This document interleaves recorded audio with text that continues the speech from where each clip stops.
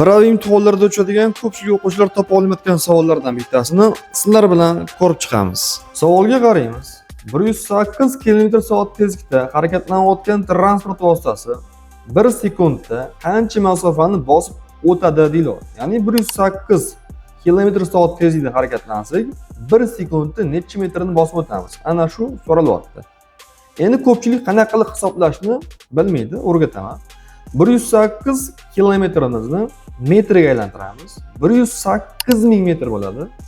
1 soatimiz sekundni so'ragani uchun sekundga aylantiramiz. 1 soatimiz 3600 sekund bo'ladi. 108 ming metrni 3600 sekundga bo'laveradigan bo'lsak, javob kelib chiqadi. Demak, bo'ladigan bo'lsak 30 kelib chiqadi.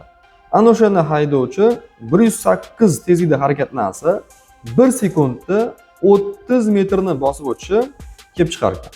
Bu savolda imtihonda 3 ta chiqadi. 108 degani bor, 90 degani ham chiqadi. Xuddi shuni 72 km/soat tezlikda so'raydigani ham bor.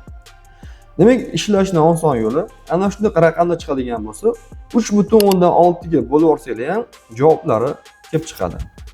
Bu videoni pravomoqchi bo'lgan tanishlarga yuborib qo'yinglar. Shunga o'xshagan savollarni oson tushunib o'rganish uchun sahifamizga obuna bo'lishingiz esdan chiqmasin.